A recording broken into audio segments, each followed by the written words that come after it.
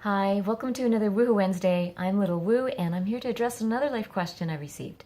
This week's question is how to forgive without being a doormat. That's such a great question that I got. When we think about forgiving someone, we're talking about letting go of what happened, not letting go of our boundaries, but letting go of our expectations of that person. So, how do we work or live with someone who is doing something that crosses our boundaries, that, as this person said, makes us feel like a doormat every time we keep letting it go and keep letting it go, but they keep doing that thing that is not okay with us? So that's when we have to start making some decisions about, and I call it kind of a form of discernment. So it's not that you're judging that they'll never be able to do it or that they're not a good person. It's just that you're discerning that this person is not able to honor the agreements that you've made, whether it's a roommate, a colleague, a partner, whoever it is that you have a relationship with. There's a certain sense of respect that is achieved through different types of agreements. Some are implicit and some are explicit. And if they keep breaking this agreement that you've made, whether it's work or personal, then you have to start discerning whether you can actually keep working with this person in that way. So sometimes it takes being a little more creative. I'm going to use something that's not so triggering, like someone who keeps showing up really late for your appointments, and you keep feeling like a doormat because you sit there and you wait an hour for them and you can't really do anything while you're waiting. So that's a gentle situation that can be actually quite frustrating if it keeps happening. And if that person can't meet you, then maybe you can figure out, if you've already talked to them and said, I really need you to be on time, and they keep breaking that and showing up an hour late or 2 hours late even, or whatever it is for you, 15 minutes late might be too much for you. Then you have to work with them maybe a different way. Maybe for them, showing up in person is hard because it's the commute that it really is hard for them. So maybe you can try something that's more easy so that it takes out the commute. So you can not talk to that person, see what the issue is, why do they keep breaking the agreement? Really try to understand them a little bit more. What is hard for them? And so that's one way to go about it, is to go into deeper understanding, to see why that person can't seem to honor it, because there's usually a very good reason. They're not doing it to hurt you consciously, even though it does hurt you. It's something that they're having trouble with. So you could try to work with them if you have the energy to go deeper into the understanding. Sometimes you'll be in a place in your own life where you just don't have the energy. You just have no energy to work with this person to figure this out. You're at the end of your rope. So for you at this point, the most self-loving thing, and maybe best for them too, because if you have no patience, then that's going to trigger them and cause them to be on the defense. So if you don't have that compassionate energy at that moment, and this person actually talked about the forgiveness fatigue, then you might want to take a step back and just say, I need a little break to really kind of think this out, or just give myself some space. Or you might want to set a different tone with them in terms of maybe you don't meet them in person. Maybe you just give them a call to talk to them and see how they're doing. Or you can work with them in a different way where wherever the boundary is being crossed, that you don't need to approach that boundary. So if it's about lateness, then eliminate any situation between you that could allow them to be late. So, maybe just in-person meetings are just not going to happen anymore for a while.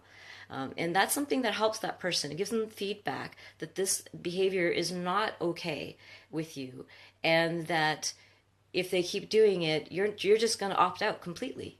And you have a right to do that too, if you don't have the energy to go deeper and work with them, because it's not your role necessarily to fix everything for everybody, or to maybe enforce something.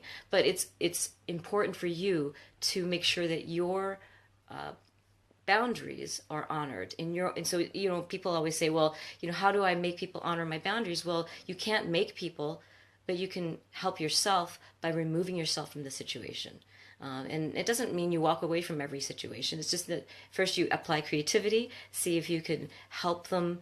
If you don't have the energy, then you can just create some space so you can just decompress, because sometimes you're just being triggered all the time and you can't see it from a new perspective. So the change of perspective, sometimes it requires some space. just go for a break from the relationship. Just like if you're having trouble with a problem on the computer, the best thing to do sometimes is to take a break. I know how hard it is because sometimes I keep going at something, trying to resolve it. And when I actually taking a break gives me a new perspective. So forgiving without being a doormat, it requires multiple layers of effort.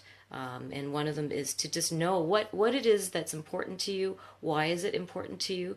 Like if I use the example of being late, why is it important that this person not be late? And you start to recognize, well, because my time is really precious and I don't want to sit here and wait.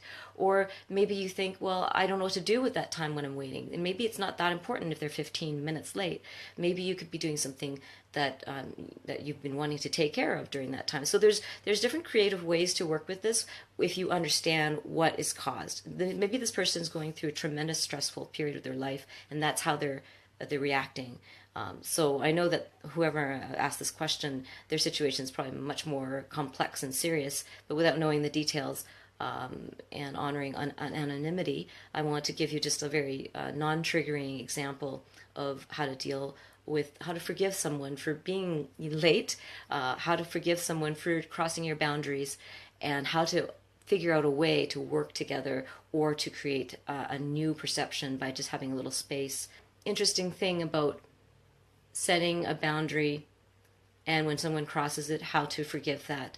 So you can forgive it in your heart, and by knowing that they're not doing it purposefully and not being upset at them on a personal level, because that's the thing that happens, is that we feel like it's personal, that they did this to us, that they're purposely mistreating us or disrespecting us. So maybe if you haven't set some clear agreements together, then it's a gray line as to what's okay and what's not okay.